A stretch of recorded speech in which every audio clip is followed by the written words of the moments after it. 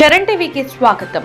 దేవుని సన్నిధిలో దోపిడీ పట్టించుకొని కార్యనిర్వహణ అధికారులు. సిద్దిపేట జిల్లా గజ్వేల్ మండలం నాచారం టెంపుల్లో కొబ్బరికాయ కొట్టితే 10 రూపాయలు ఇవ్వాలంటూ డిమాండ్. భక్తులను నిలువు దోపిడీ చేస్తున్న బయటి వ్యక్తులు. ఇదేంటి అనే భక్తులు నిలదీస్తే ఎవరికి చెప్పుకుంటారో చెప్పుకోండి అంటూ దబాయింపులు. పై విషయమై ఈవో విజయరామారావు స్పందిస్తూ ఇప్పటి నుండి అలా జరగకుండా చూస్తామని సంజాయిషి.